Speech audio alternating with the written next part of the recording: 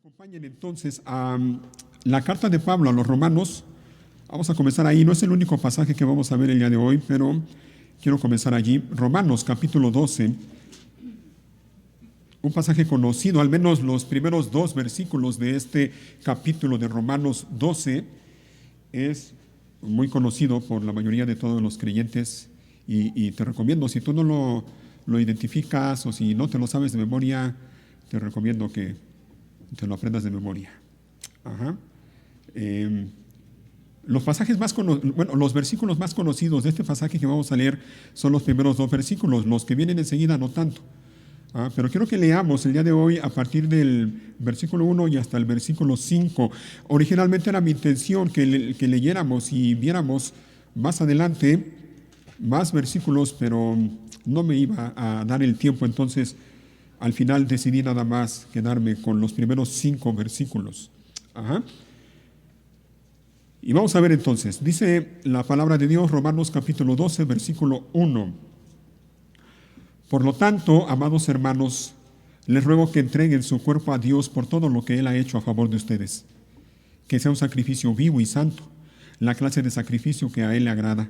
Esa es la verdadera forma de adorarlo. No imiten las conductas ni las costumbres de este mundo.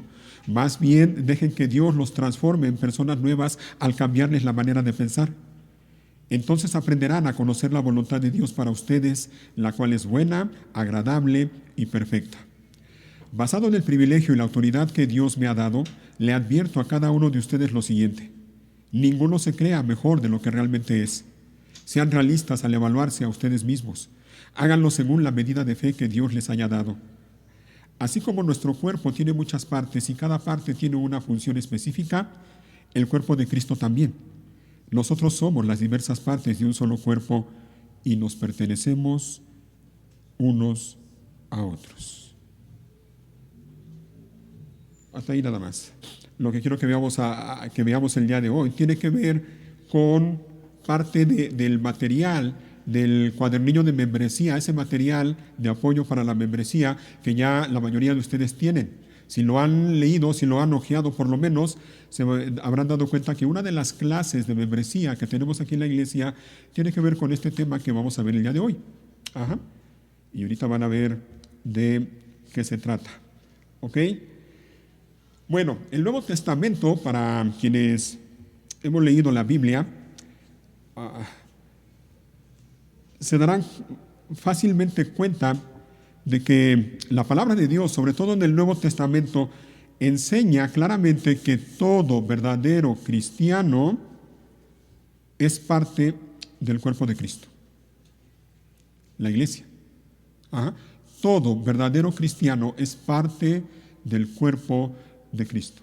No hay opción. Si ha nacido de nuevo por la gracia de Dios, si ha sido regenerado por la obra del Espíritu Santo en él, entonces el Espíritu Santo ha llevado en él ese bautismo que leemos en el Nuevo Testamento, en la primera carta a los Corintios, lo que conocemos como el bautismo del Espíritu Santo, que no es otra cosa más que el Espíritu Santo coloca al nuevo creyente dentro del cuerpo de Cristo, que es la iglesia. Así que todo verdadero creyente es parte del cuerpo de Cristo, de su iglesia universal, como le llaman algunos, ese pueblo de hombres y mujeres de toda tribu, lengua, pueblo y nación de todas partes del mundo. Pero también el Nuevo Testamento enseña que todo verdadero creyente debe pertenecer a una comunidad de cristianos llamada iglesia local. Ajá.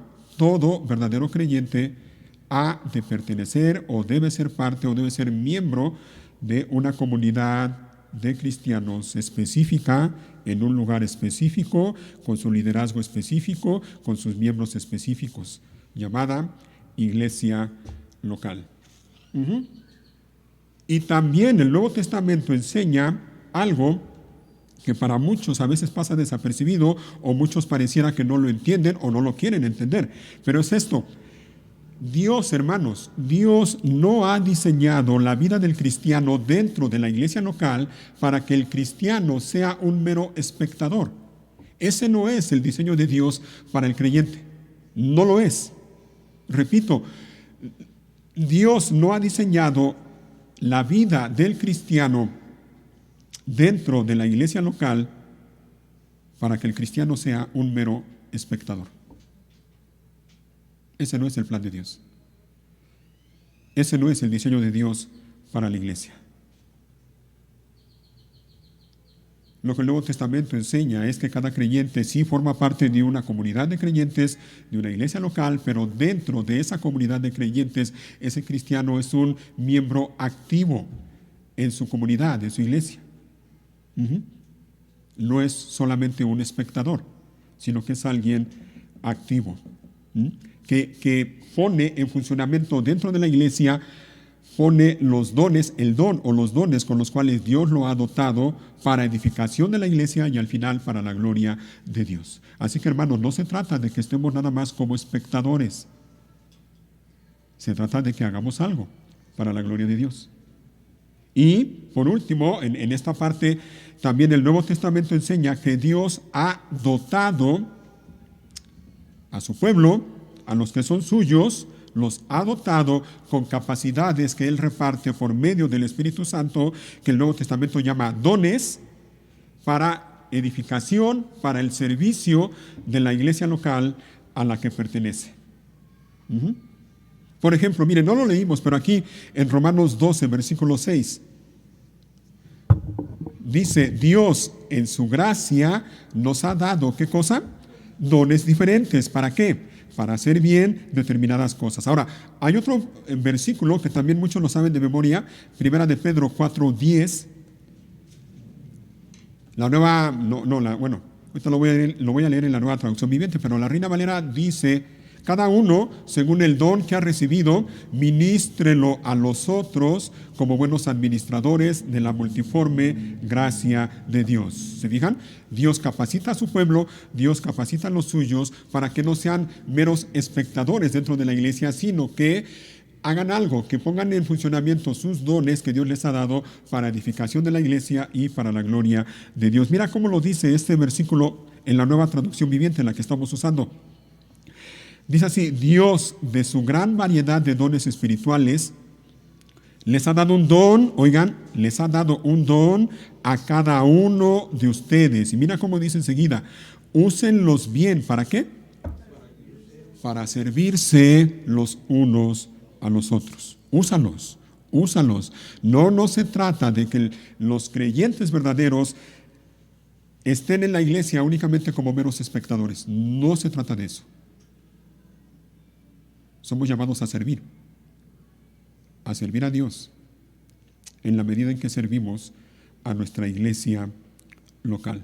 Así que el día de hoy vamos a hablar de eso, de servicio, del servicio cristiano. ¿Qué es un siervo? Vamos a comenzar de allí. ¿Qué es un siervo? O dicho de otra manera, ¿qué es el servicio cristiano? Pero no, más bien vamos a responder primero a la pregunta, ¿qué es un siervo? Regresen a Romanos 12, porque hay un versículo también allí que no hemos leído, pero creo que nos ayuda a entender lo que es un siervo de acuerdo a la palabra de Dios. Romanos 12, ahora en el versículo 13.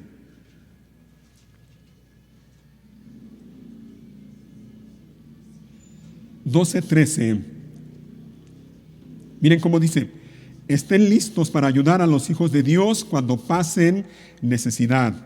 Estén siempre dispuestos a brindar hospitalidad. Ahí está. Este versículo nos ayuda a responder en parte esta pregunta de ¿qué es un siervo? Bueno, viendo lo que dice este versículo, podemos decir que un siervo es alguien que siempre está listo para ayudar a los hijos de Dios cuando pasen necesidad. Repito. Un siervo es alguien que siempre está listo para ayudar a los hijos de Dios cuando pasen necesidad. Pero no solo eso, un siervo es alguien que siempre está atento a las necesidades de los demás. Y cuando digo de los demás, me estoy refiriendo a las personas, a los hermanos alrededor de él, dentro de su iglesia local principalmente. Un siervo es alguien que siempre está dispuesto, oigan, a brindar hospitalidad. ¿No es lo que dice el versículo 13 que ya hemos leído? Al final, estén siempre dispuestos a brindar hospitalidad. De modo que un siervo es alguien que siempre está dispuesto a brindar hospitalidad. Es alguien que siempre está dispuesto a servir a los demás y no espera que los demás le sirvan a él. Ese es un siervo que tiene esa disposición de servir, que siempre está atento, viendo qué necesidades pueden tener los hermanos alrededor de él, para brindar ayuda, para brindar hospitalidad, para abrir las puertas de su casa si es necesario. Ahora, yo sé, probablemente alguien lo esté pensando, y yo sé que esto se dice fácil, pero en la práctica no lo es. Nos cuesta trabajo. Y si somos honestos, tenemos que reconocer que nos cuesta trabajo, entre otras cosas, ¿sabes debido a qué? Debido a nuestro orgullo. Somos orgullosos. Y el orgullo nos impide servir de la manera en que Dios nos manda en su palabra. Pero somos llamados a servir. Al Señor tu Dios adorarás y a Él solo servirás, dice la Biblia, a Él solo servirás. Así que servimos a Dios en la medida en que nos servimos unos a otros. Servimos a Dios en la medida en que servimos dentro de la iglesia donde Dios nos ha colocado. Siguiente pregunta, ¿cómo podemos servir en nuestra iglesia? Hazte la pregunta, o no sé si ya te la has hecho en alguna ocasión. ¿Cómo puedo yo servir a mi iglesia? Bueno, antes de ver algunas cosas, déjame decirte que, mira, ni tú ni yo podemos servir a nuestra iglesia si no tenemos un concepto adecuado de lo que es el servicio cristiano. Lamentablemente, muchos creyentes tienen una idea equivocada de lo que es el servicio cristiano. Y como tienen una idea errónea, equivocada de lo que es el servicio cristiano, eso les impide servir a su iglesia, o sirven pero lo hacen mal o no lo hacen como deberían hacerlo. Porque no tienen un concepto adecuado de lo que es el servicio cristiano. Pero tampoco podemos servir a la iglesia si no tenemos un concepto adecuado de nosotros mismos. Y ese es un problema que triste y lamentablemente aqueja a muchos creyentes que tienen un concepto equivocado de sí mismos y creen ser lo que en realidad no son. Se sienten superiores a los demás. Tienen esos aires de grandeza y eso les impide servir como Dios manda que lo hagan. Pero sobre todo, hermanos, no podremos servir a nuestra iglesia local, oye bien, si no tenemos una relación personal con Dios. Imposible. No se puede.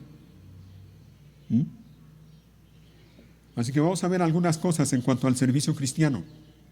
Voy a mencionar algunas basándome en estos versículos que hemos leído de Romanos y luego en otros versículos del Nuevo Testamento. ¿Qué implica el servicio cristiano? De acuerdo a como lo enseña la palabra de Dios. Y aclaro que no es el único pasaje donde podemos encontrar algunos principios o enseñanzas acerca del servicio cristiano. Hay más, pero hoy quiero basarme en estos versículos. Número uno, el servicio cristiano tiene que ver con Dios. Tenemos que partir de allí, hermanos. Si no partimos de allí, no vamos a avanzar. No podremos servir como Dios manda que sirvamos. Repito, el servicio cristiano tiene que ver con Dios. Es a Él a quien servimos en última instancia. Es a Él. Y si no tomamos en cuenta que es a Dios a quien servimos, nos va a costar mucho trabajo servir a los hermanos a nuestro alrededor. Porque vamos a estar viendo los defectos, los errores y los pecados de nuestros hermanos, y cuando ponemos la atención en esas cosas, nos va a resultar imposible servirles como Dios pide que lo hagamos. Tenemos que tener bien claro en nuestra mente y en nuestro corazón que estamos sirviendo a Dios. Es a Él a quien servimos. Repito, al Señor tu Dios adorarás y a Él solo servirás. Sí, servimos a Dios, aunque lo servimos en la medida en que servimos a la iglesia. Pero tenemos que tener la mirada puesta en Dios, en Él. Es a Él a quien servimos. Y debemos de servirle, entre otras cosas, por una razón que vemos aquí en este pasaje de Romanos 12. Y está en el versículo 1, la primera parte del versículo 1, que dice: por lo tanto, amados hermanos, les ruego que entreguen su cuerpo a Dios. ¿Por qué? Por todo lo que Él, oigan, por todo lo que Él ha hecho a favor de ustedes. ¿Quieres una razón para servir a Dios? Aquí está. Ahí la tienes. Por todo lo que Dios ha hecho a favor de ti. Hermano, hermana, oye bien, el motivo de nuestro servicio a Dios, o dicho de otra manera, nuestra motivación para servir a Dios debe ser gratitud y amor en nuestro corazón por todo lo que Él ha hecho a favor de nosotros. Gratitud y amor en nuestro corazón por todo lo que Él ha hecho a favor de nosotros. Pregunta: ¿qué tanta gratitud y qué tanto amor hay en tu corazón para con Dios por todo lo que Él ha hecho por ti? ¿Hay gratitud en tu corazón? ¿Hay amor en tu corazón para Dios por todo lo que Él ha hecho por ti? ¿O no? ¿O menosprecias la misericordia y la gracia de Dios?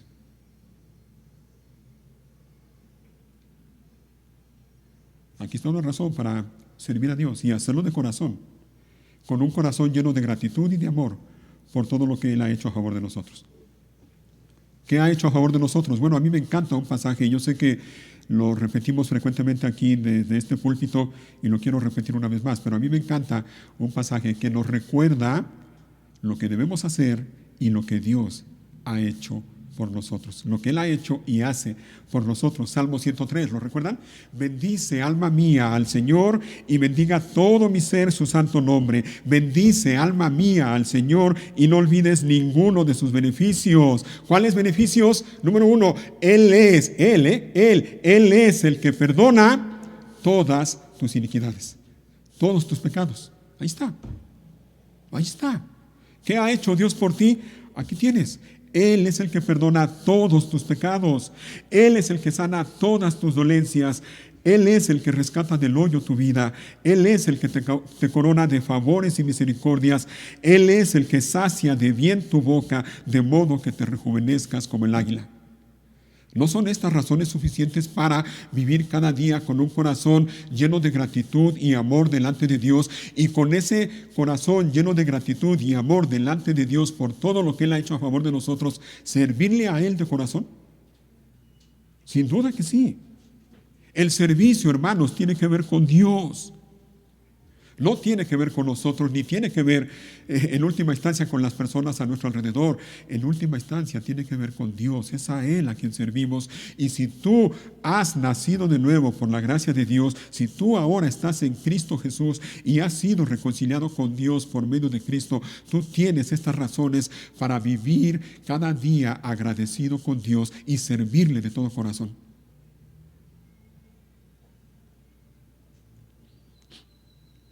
Y no es todo lo que dice el Salmo 113. Más adelante dice: el Señor es compasivo y misericordioso, lento para enojarse y está lleno de amor inagotable. No nos reprenderá todo el tiempo, ni seguirá enojado para siempre. No nos castiga por todos nuestros pecados, no nos trata con la severidad que merecemos, pues su amor inagotable hacia los que le temen es tan inmenso como la altura de los cielos sobre la tierra. Llevó nuestros pecados tan lejos de nosotros como está el oriente del occidente. El Señor es como un padre con sus hijos. Me encanta esa frase. El Señor es como un padre con sus hijos, tierno y compasivo con los que le temen, pues Él sabe lo débiles que somos. Se acuerda de que somos tan solo polvo. No son estas, repito, no son estas razones suficientes para vivir una vida de servicio a Dios por todo lo que Él ha hecho y hace a favor de nosotros. Así que mi hermano, en primer lugar, el servicio cristiano, de acuerdo a lo que enseña la palabra de Dios, tiene que ver con Dios. Es a Él a quien servimos. Es a Él a quien servimos. Y cuando tenemos en cuenta que es a Él a quien servimos, óyelo bien, nos va eso a facilitar mucho el servicio a los demás, a nuestros hermanos que están a nuestro alrededor. En segundo lugar, el servicio cristiano implica entrega. Entrega. Y más vale que lo asimilemos y que lo entendamos. El servicio cristiano implica entrega. Regresen a Romanos 12, o si están ahí, Romanos 12, en las palabras de Pablo, en el versículo 1, por lo tanto, amados hermanos, les ruego que entreguen su cuerpo a Dios. El servicio cristiano implica entrega. La entrega o la dedicación de nuestra persona al Señor. Entrega, dicho de otra manera, entrega o dedicación personal al Señor. Si no partimos de allí, nos va a hacer otra vez, nos va a resultar prácticamente imposible servir a Dios como Él manda que lo hagamos. El servicio cristiano implica entrega. La pregunta es, ¿qué tan dispuestos estamos tú y yo para entregarnos o dedicarnos personalmente al Señor? ¿Lo estás o no lo estás?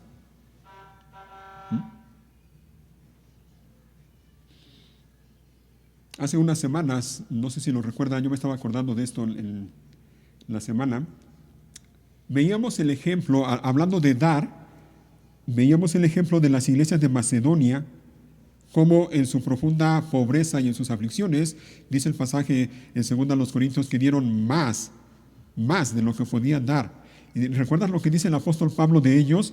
Dice que incluso hicieron más de lo que esperábamos, porque, oigan, dice Pablo, porque su primer paso fue entregarse ellos mismos al Señor.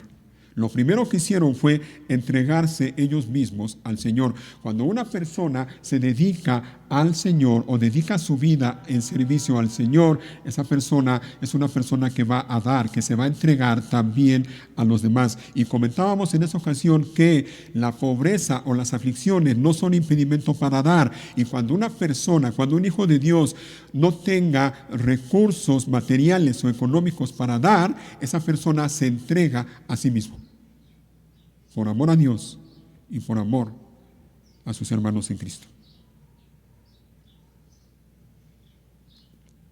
Pero el servicio implica entrega. Y repito, más vale que lo asimilemos y que lo entendamos con la gracia de Dios y estemos dispuestos a eso, a entregar, a dedicarnos personalmente al servicio al Señor. Y junto con eso, una cosa más, en tercer lugar, el servicio cristiano implica también sacrificio. Otra vez, versículo 1. Por lo tanto, amados hermanos, les ruego que entreguen su cuerpo a Dios por todo lo que Él ha hecho a favor de ustedes, que sea un sacrificio vivo y santo. Y es que el servicio cristiano implica sacrificio, un sacrificio vivo. Y la idea de esta frase es eso, es que nuestra vida, toda nuestra vida debe ser una vida sacrificial, una vida de sacrificio a Dios. Debemos estar dispuestos a entregar o dedicar nuestra vida entera a Dios como un sacrificio o, si gustan, como una ofrenda continua a Dios. Un sacrificio continuo, toda nuestra vida. ¿Se fijan? Y entonces eso nos recuerda que el servicio dentro de la iglesia, el servicio cristiano, no es algo que se lleva a cabo únicamente el domingo en la mañana cuando la iglesia está congregada y ya. No, estamos llamados a servir a Dios continuamente. Toda nuestra vida ha de ser un servicio vivo delante de Dios.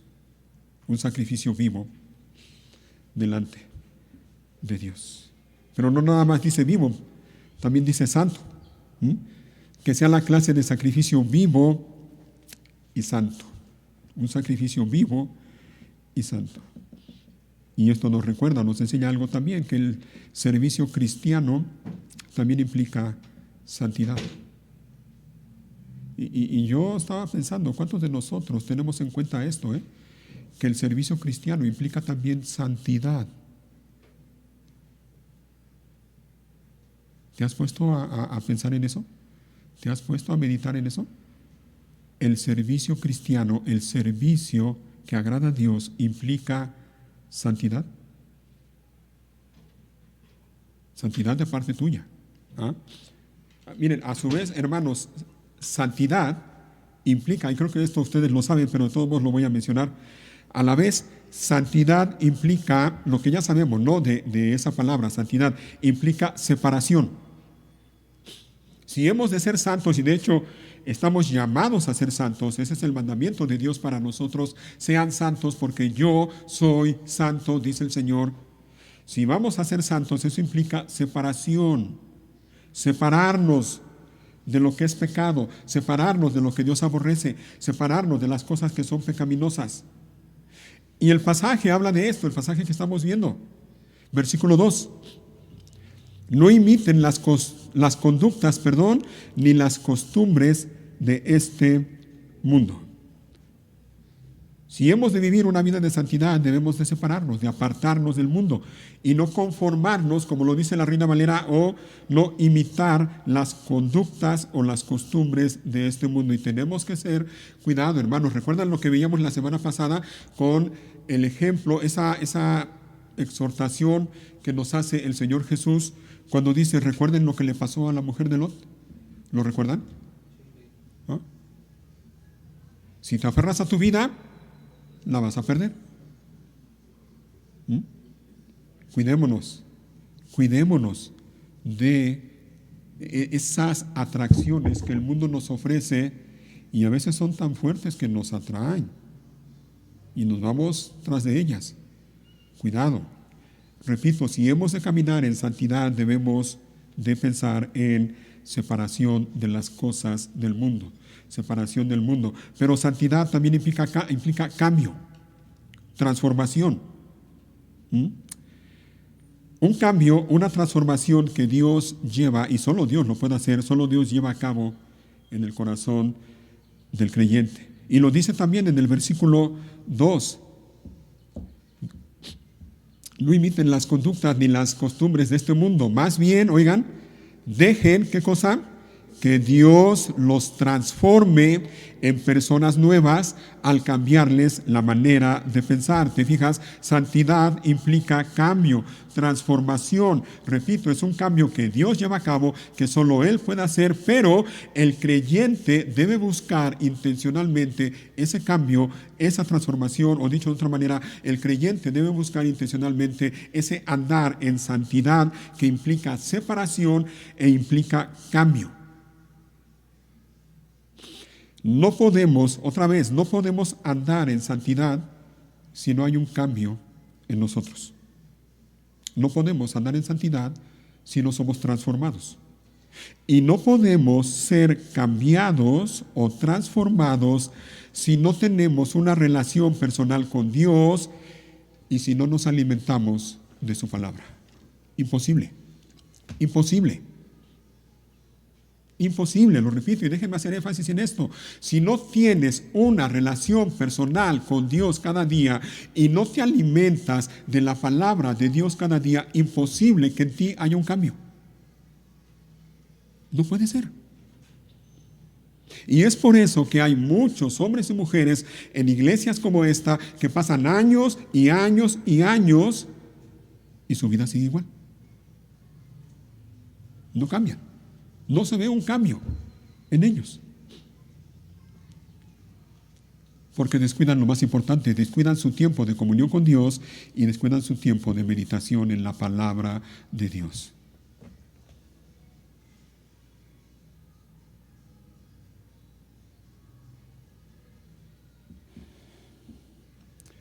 En la medida en que pasemos tiempo con Dios cada día, en la medida en que oremos, en la medida en que leamos meditemos, estudiemos, memoricemos y sobre todo obedezcamos la palabra de Dios, en esa medida vamos a ser cambiados. En esa medida vamos a ser transformados. ¿Cómo? Bueno, Dios cambia nuestra manera de pensar. ¿Te fijaste cómo lo dice el versículo 2? ¿Ah? Dios cambia nuestra manera de pensar. Y cuando cambia tu manera de pensar, entonces, óyelo bien, cuando cambia tu manera de pensar, cambia tu manera de ver las cosas.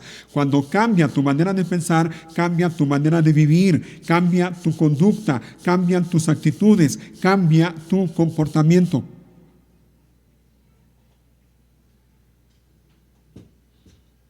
Dios nos transforma cambiando nuestra manera de pensar. Y eso va a pasar, repito, en la medida en que pasemos tiempo con Dios y tiempo en su palabra. Pero nosotros debemos de manera intencional caminar, vivir, andar en santidad. Eso nos corresponde a nosotros, a ti y a mí. Así que el servicio cristiano también implica santidad. Y más adelantito, espero que el tiempo me alcance, porque ay, cómo avanza rápido el reloj, para ver algo más en relación a esto. Algo más en cuanto al servicio cristiano. El servicio cristiano implica también adoración. El servicio cristiano implica adoración. ¿Te diste cuenta? Versículo 1 nuevamente. La segunda parte del versículo 1, cuando dice que sea un sacrificio vivo y santo, oigan, la clase de sacrificio que a Él le agrada. ¿A quién? A Dios. Y miren cómo dice enseguida, esa es la verdadera forma de adorarlo. Esa es la verdadera forma de adorarlo. Por cierto, ese es el título de esta predicación. La verdadera forma de adorar a Dios. Y es que el servicio cristiano implica adoración. Adoramos y agradamos a Dios en la medida en que servimos a nuestros hermanos y lo hacemos de corazón, conscientes de que en última instancia lo hacemos para Él, para su gloria y para su honra. Es a Él a quien adoramos, es a Él a quien estamos llamados a adorar, a agradar, a obedecer, a servir. Es a Él, es a Él. ¿Se fijan? Otra vez. Esto aclara un poquito la idea equivocada que tienen muchos de que el servicio a la iglesia tiene que ver nada más con estar el domingo en la mañana reunido o estar aquí al frente predicando o tocando un instrumento o cantando. No es así. Toda nuestra vida ha de ser una vida de entrega, una vida de servicio, una vida de adoración a Dios.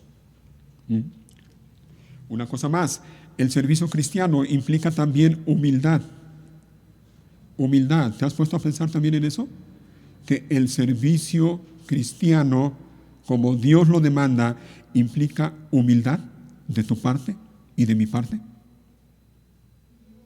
Somos llamados a servir a Dios, pero somos llamados a servirle de manera humilde, porque Dios resiste a los soberbios, pero da gracia a los humildes.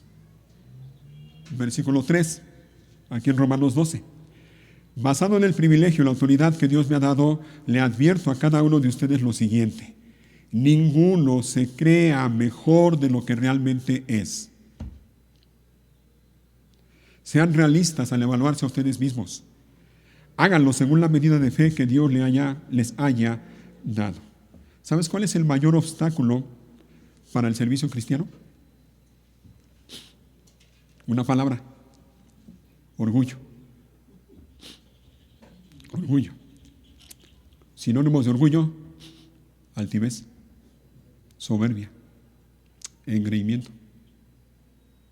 Ese es el mayor obstáculo para el servicio cristiano. Y si somos honestos, tenemos que reconocer que frecuentemente luchamos con eso dentro de nosotros. El problema con el orgullo es que muchas veces no se ve. Allí está, pero no se ve. En algunas personas sí es evidente que son orgullosas, pero en otras no. No se nota.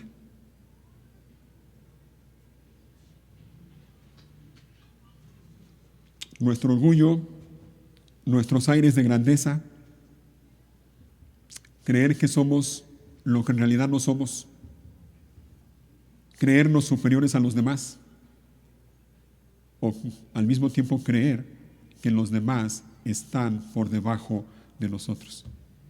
Yo estoy convencido que ese es el problema de mucha gente, que no están dispuestos a servir a nadie, porque consideran a los demás como inferiores a ellos, y como los ven hacia abajo y los ven como bicho raro, y ellos se sienten la mamá de los pollitos, como decimos coloquialmente, llegan a esa posición de decir, ¿y yo por qué le tengo que servir a él?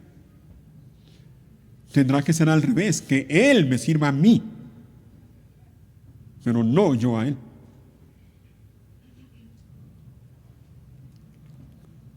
Cuidado con esto, hermanos. Cuidado con el orgullo. Porque el orgullo no solo nos impide servir, como Dios pide que le sirvamos, sino que el orgullo te va a hacer daño a ti, a mí, a nuestra vida espiritual. El orgullo va a destruir tu familia, tu matrimonio, puede llegar a destruir la iglesia. Cuidado.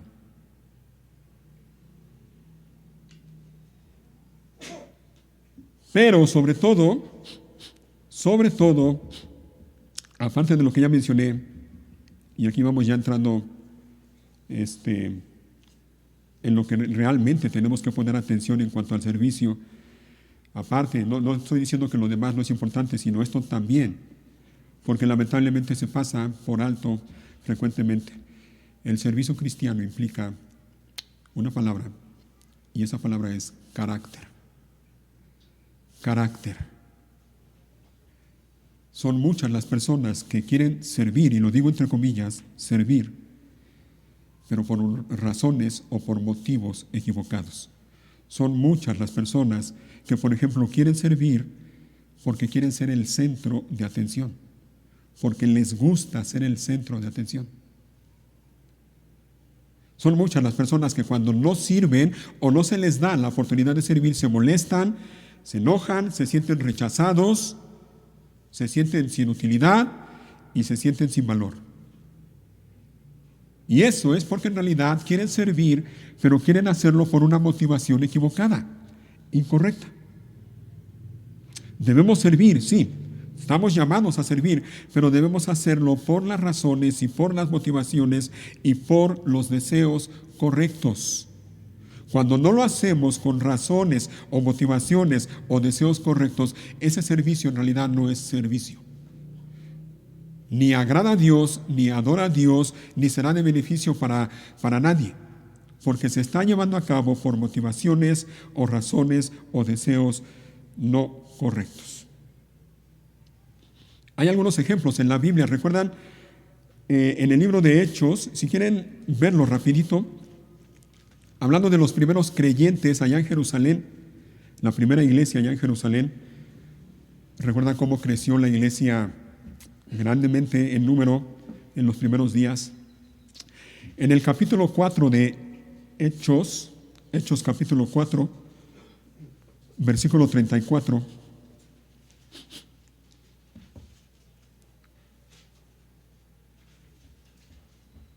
recuerdan cómo vivían, ¿no? Hemos estado meditando en el capítulo 2 de Hechos. Bueno, estuvimos meditando durante muchos domingos. Todos los creyentes estaban juntos y se dedicaban a las enseñanzas de los apóstoles, a compartir los alimentos, a la comunión unos con otros, a la oración.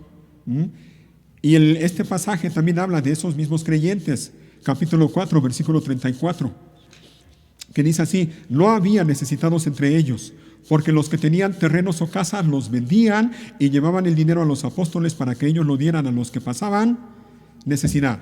Por ejemplo, había un tal José, a quien los apóstoles le pusieron el sobrenombre de Bernabé, que significa hijo de ánimo o de consolación. Él pertenecía a la tribu de Leví y era oriundo de la isla de Chipre. Vendió un campo que tenía y llevó el dinero a los apóstoles. Aquí tenemos un ejemplo positivo. Este tal José, Bernabé, el hijo de consolación. Pero en el capítulo 5, versículo 1, miren, aquí tenemos otro ejemplo. Ahora un ejemplo negativo. Había cierto hombre llamado Ananías, quien junto con su esposa Zafira vendió una propiedad y llevó solo una parte del dinero a los apóstoles, pero afirmó que era la suma total de la venta. Con el consentimiento de su esposa, se quedó con el resto. ¿Cuál es la diferencia? Los dos hicieron lo mismo, ¿no? Vendieron una propiedad y llevaron el dinero a los apóstoles. ¿Cuál es el problema? El problema es que Bernabé lo hizo, el asunto es que Bernabé lo hizo con una motivación sana, correcta, lo hizo de corazón, pero Ananías, en complicidad con su mujer, lo hicieron por una motivación incorrecta. Ese es el problema. Hubo un servicio, entre comillas, que en realidad no fue servicio, fue un engaño. De ninguna manera iban a agradar a Dios de esa manera.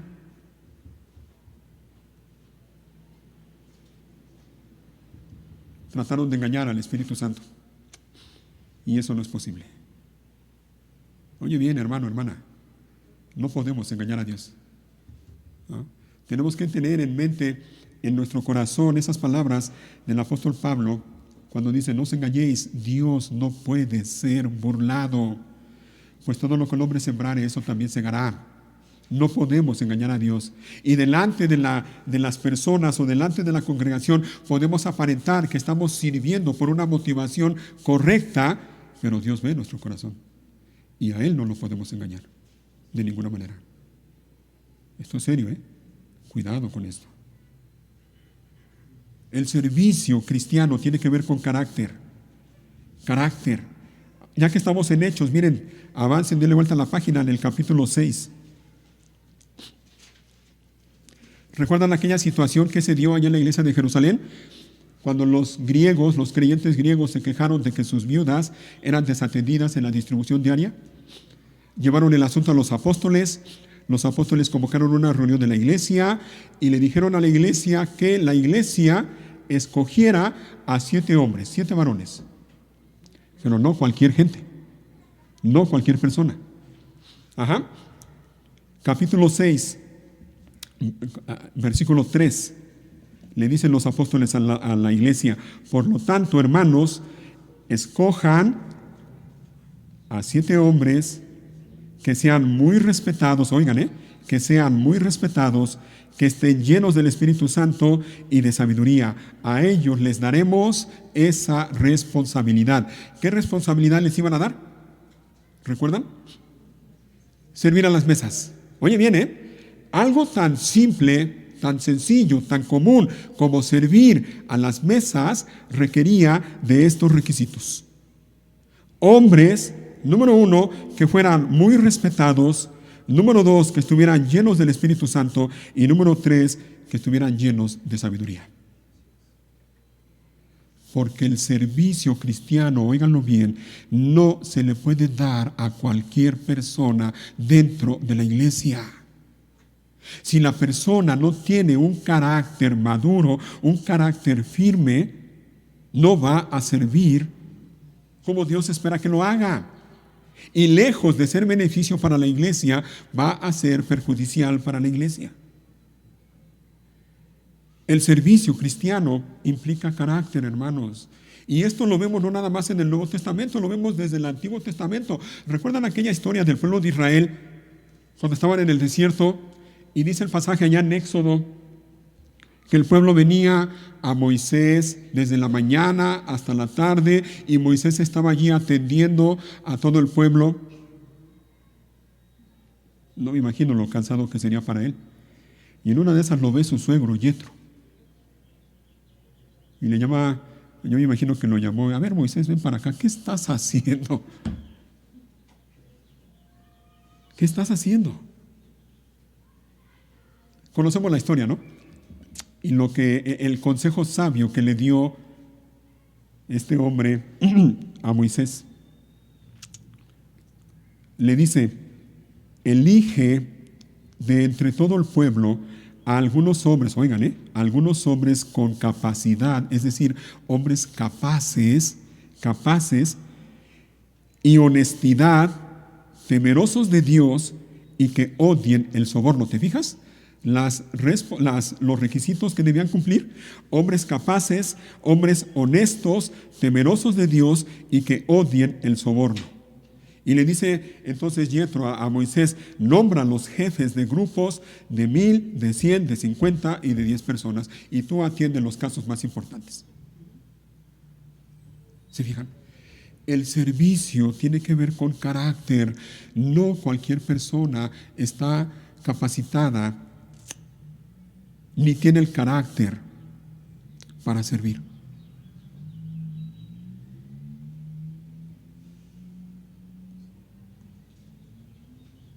Y lo que esto nos enseña, hermanos, es que el carácter tiene que preceder al servicio. Es así. Primero tiene que ser el carácter, un carácter maduro, firme, un carácter conforme a nuestro Señor Jesucristo, para entonces poder servir. Y tengo que recordar o aclarar que en este punto ya me estoy refiriendo sí al servicio dentro de la iglesia local.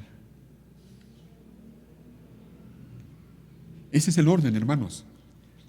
Ese es el orden. Primero el carácter, luego el servicio. El asunto con mucha gente, lamentablemente, y en muchas iglesias también, lamentablemente, es que ponen primero el servicio y en segundo lugar ponen el carácter.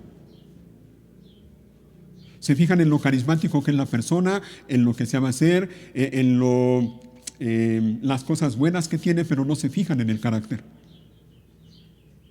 Y cuando eso pasa, hermanos, eso trae un montón de problemas a la iglesia. Antes del servicio tiene que ser un carácter maduro. Un carácter evidente, que sea evidente.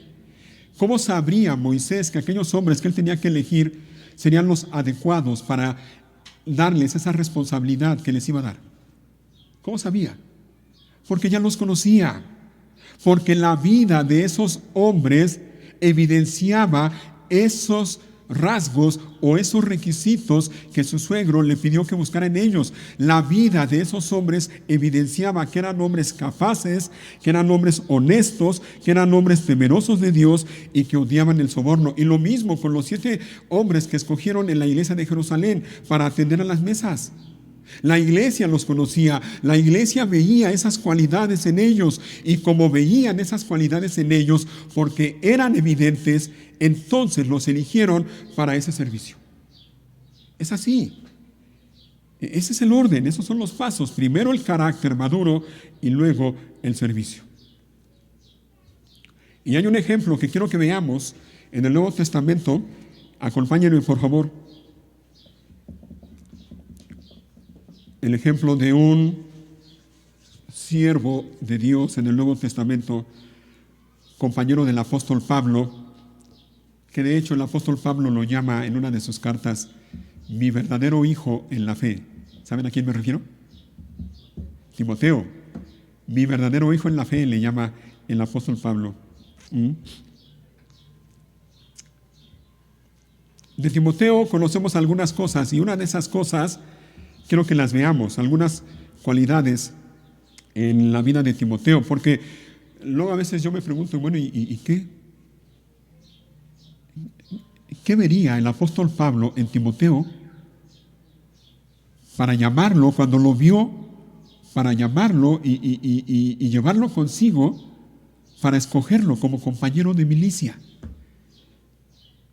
¿Qué vería el apóstol Pablo en él, en Timoteo?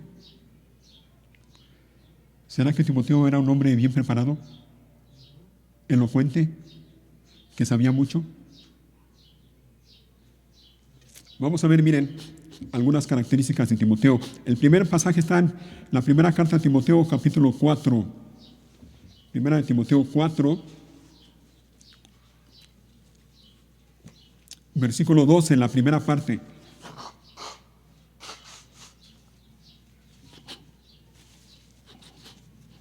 Primera Timoteo 4:12, en la primera parte, le dice Pablo a Timoteo, aquí en su carta: no permitas que nadie te subestime. ¿Por qué? Por ser joven. Dice la Reina Valera: ninguno tenga poco tu juventud. Timoteo era un hombre joven. ¿Ah? Y creo que vale la pena aclarar que cuando dice que era joven, no se refiere a que era un jovencito de 15 años.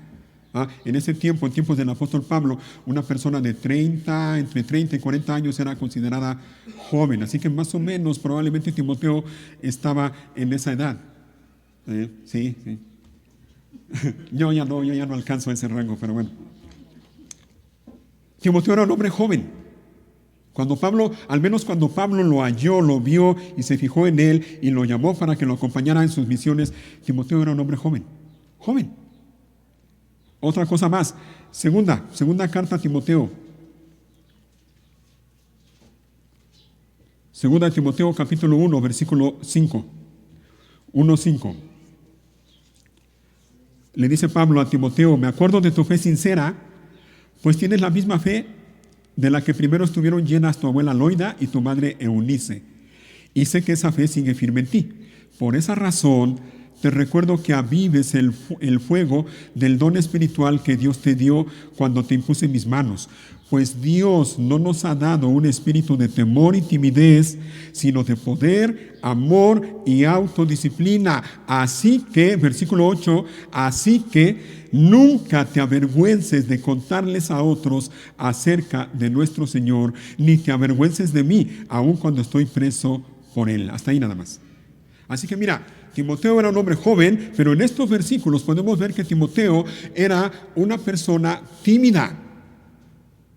Tan tímida que el apóstol Pablo frecuentemente tenía que estar alentándolo y diciéndole cosas como esta: no te avergüences, Timoteo, no te avergüences de contarles a otros acerca del Señor Jesucristo. Pablo tenía que decirle: Dios no nos ha dado espíritu de timidez, sino de poder, de amor y de autodisciplina o dominio propio. Timoteo entonces era un hombre joven, era un hombre tímido y algo más. Otra vez en la primera carta a Timoteo, capítulo 5. Primera de Timoteo, capítulo 5 y versículo 23. Le dice Pablo a Timoteo, 5:23, no bebas agua solamente, deberías tomar un poco de vino por el bien de tu estómago. ¿Y qué más? Ya que te enfermas muy seguido. ¿Te fijas? Ahí tienes a Timoteo, joven, tímido y enfermizo. Joven, tímido y enfermizo. ¿Qué le vio el apóstol Pablo? ¿Qué le vio cuando lo vio? Vamos a ver Filipenses capítulo 2.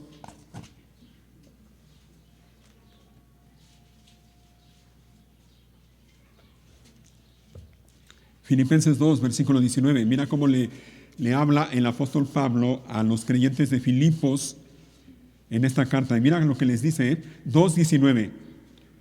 Si el Señor Jesús quiere, espero enviarles pronto, ¿a quién? A Timoteo, para que los visite. Así él puede animarme al traerme noticias de cómo están. Oigan, versículo 20. No cuento con nadie como Timoteo. No cuento con nadie como Timoteo, quien se preocupa genuinamente por el bienestar de ustedes.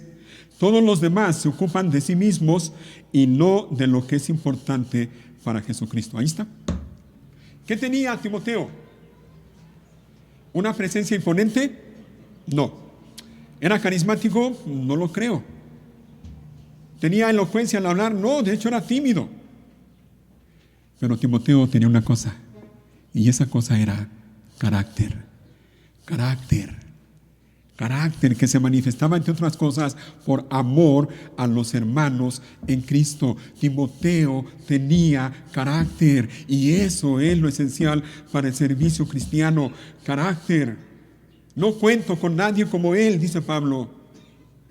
Él se preocupa genuinamente por el bienestar de ustedes. Y me llama la atención como dice el 21, todos los demás se ocupan de sí mismos y no de lo que es importante para Jesucristo, porque eso nos recuerda una cosa. Mira, en todas las iglesias, oye bien, en todas las iglesias, incluyendo esta, hay dos grupos de personas, nada más, dos grupos de personas. Los que viven de manera egoísta, que solo piensan en sí mismos, y los que se ocupan de lo que es importante para Jesucristo. Pregunta: ¿en qué grupo estás tú? ¿En qué grupo estás tú? ¿Eres de los que nada más se preocupan por sí mismos, esperando que los demás le den, que los demás le sirvan? ¿O eres de los que realmente se interesan de las cosas que son importantes para Jesucristo?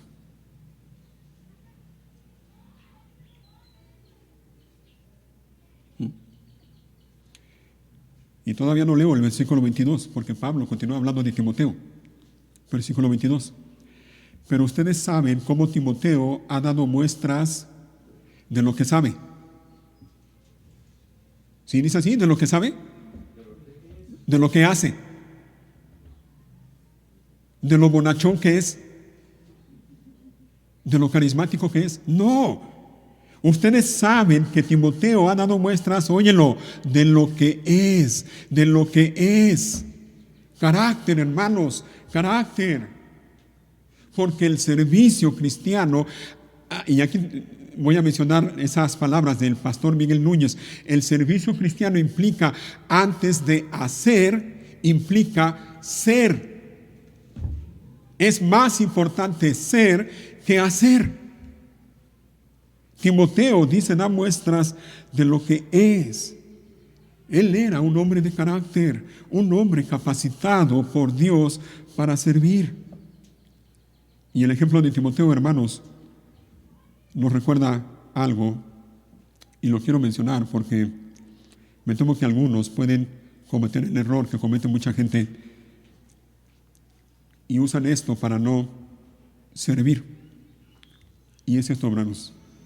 Miren, el ejemplo de Timoteo nos enseña que, óyelo bien, ni la juventud, óyelo bien, jóvenes, ni la juventud, ni la timidez, ni la enfermedad, óiganlo bien, son impedimentos para desarrollar un carácter maduro ni para servir a Dios. Repito, ni la juventud, ni la timidez, ni la enfermedad son impedimentos para desarrollar un carácter maduro, ni son impedimentos para servir a Dios.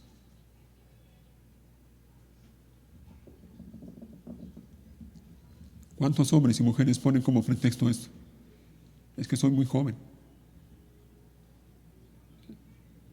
Déjeme disfrutar de mi juventud. Ya cuando tenga 60 años ya pensaré, a ver si tengo ganas de servir al Señor. O es que soy muy tímido, me da pena. O es que soy muy enfermizo, no puedo. Esas cosas no son impedimento para servir al Señor, ni tampoco son un impedimento para desarrollar un carácter maduro, firme. Y por último, quiero terminar con un ejemplo. El ejemplo con mayúscula. El ejemplo. Y con esto mencionar también que el servicio, aparte de todo lo que ya mencioné, implica grandeza. El servicio implica grandeza. Vamos a ver Mateo, capítulo 20. Mateo, capítulo 20.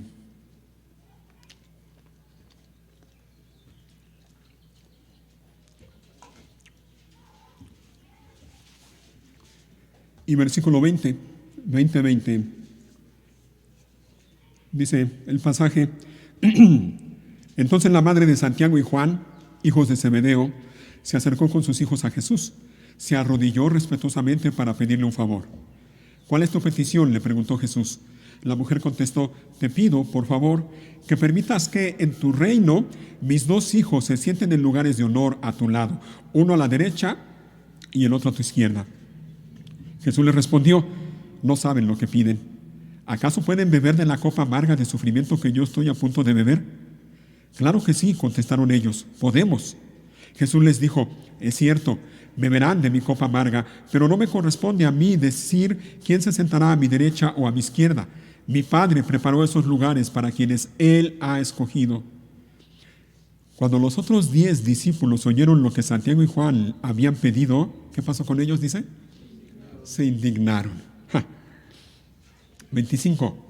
Así que Jesús los reunió a todos y les dijo, ustedes saben que los gobernantes de este mundo tratan a su pueblo con prepotencia y los funcionarios hacen alarde de su autoridad frente a los súbditos, pero entre ustedes será diferente. El que quiera ser el líder entre ustedes deberá ser sirviente. Y el que quiera ser el primero entre ustedes deberá convertirse en esclavo. Pues ni aún el Hijo del Hombre vino para que le sirvan, sino para servir a otros y para dar su vida en rescate por muchos. ¿Te fijas? ¿Sabes qué es lo que está diciendo el Señor Jesús aquí, entre otras palabras, entre otras cosas? La grandeza en el reino de Dios se mide por el servicio. El servicio fiel. El servicio sincero. El servicio con razones correctas delante de Dios. Y Jesús les dice claramente, ni aún el Hijo del Hombre, hablando de sí mismo, ni aún el Hijo del Hombre vino para que le sirvan, sino para servir a otros. Aquellos 2 discípulos, Jacobo y Juan, me imagino que de alguna manera presionados un poco por su madre, por su mamá, se atrevieron a ir delante de Jesús y a hacerle esta petición. Queremos estar junto a ti, en lugares de honor, en lugares de honor. Ajá, ¿cuántas personas hay en las iglesias, así como Jacobo y Juan, que deberían llamarse Jacobo y Juan, que lo único que quieren son lugares de honor, donde sean visibles, donde la gente los vea? Y el Señor les dice, no es así, no es así. Porque la grandeza en el reino de Dios no es así. La grandeza en el reino de Dios se mide por el servicio a los demás. No se mide por cuántos te sirven a ti, sino a cuántos sirves tú. Marcos capítulo 9, miren. Marcos 9.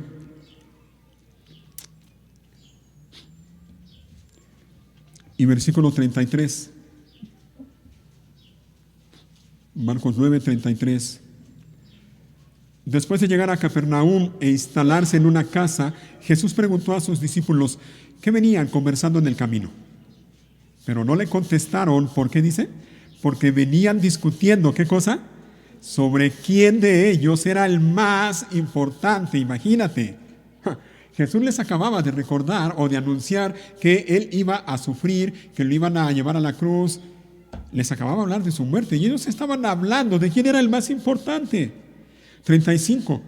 Jesús se sentó, y me encanta esto, Jesús se sentó, llamó a los 12 discípulos, me imagino que lo hizo con amor, con gracia.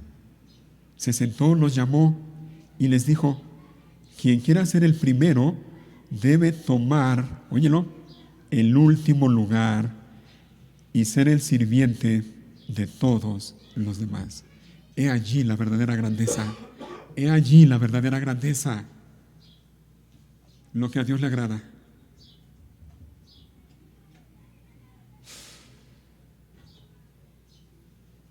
Vamos terminando. Bueno, ya dije que vamos a terminar, pero último pasaje, Juan 13. Juan 13.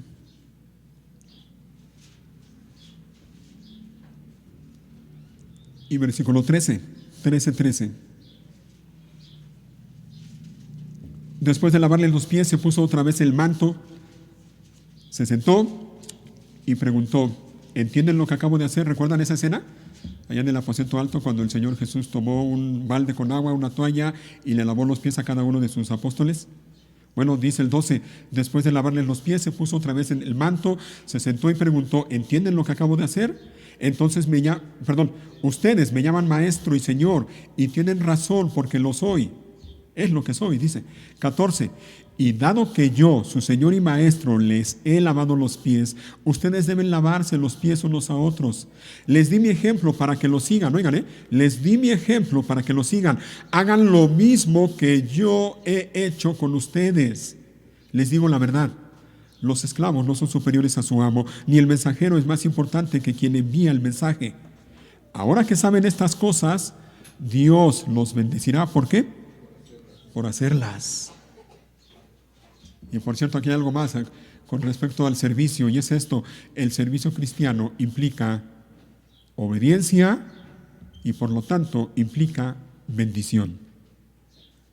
Ahora que saben estas cosas, dice el Señor Jesús, Dios los bendecirá por hacerlas. El Señor Jesús nos ha dejado un ejemplo, su ejemplo.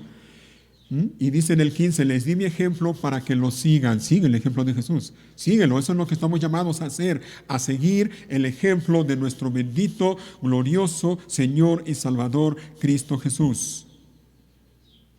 A vivir como Él, a seguir sus pisadas.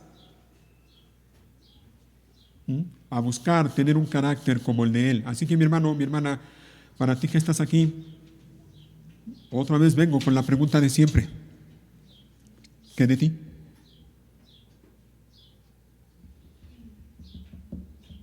¿Estás procurando servir a otros aquí dentro de tu iglesia local? ¿O no?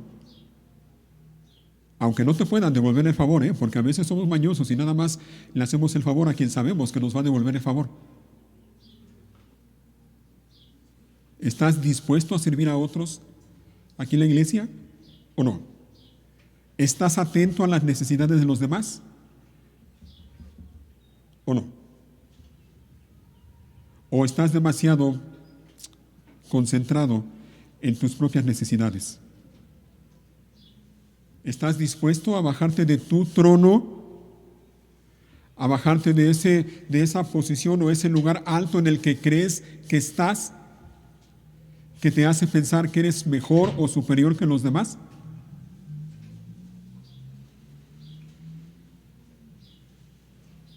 ¿Estás dispuesto a aceptar y reconocer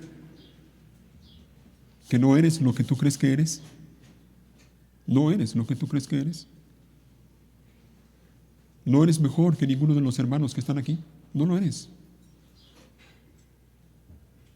Y cuidado, hermanos, porque miren, hace ratito hablábamos de separación. Cuidado, porque hay una palabra que también significa separación en el Nuevo Testamento. ¿Y sabes cuál es esa palabra? La palabra fariseo. Fariseo también significa separado. Separado. Cuidado. No vayas a tomar la posición o la actitud de fariseo que te lleve a separarte o apartarte de los demás creyendo que tú eres mejor que ellos.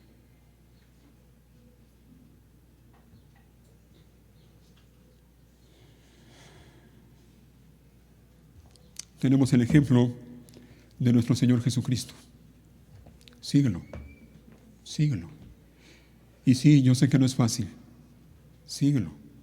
Pídele a Dios y dile: Señor, ayúdame a seguir el ejemplo de nuestro bendito Señor y Salvador Cristo Jesús, quien se humilló a sí mismo. Y estando en la condición de hombre, dice la Biblia, se humilló a sí mismo, haciéndose obediente hasta la muerte y muerte de cruz. Ayúdame, Padre, a seguir el ejemplo. Ayúdame a servirte como tú quieres que te sirva. Ayúdame a tener un concepto adecuado de mí mismo. Ayúdame para que toda mi vida sea una vida de entrega, de servicio, de ofrenda voluntaria a ti, cada día.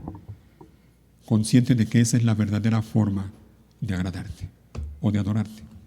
¿Sale? Pónganse de pie, vamos terminando.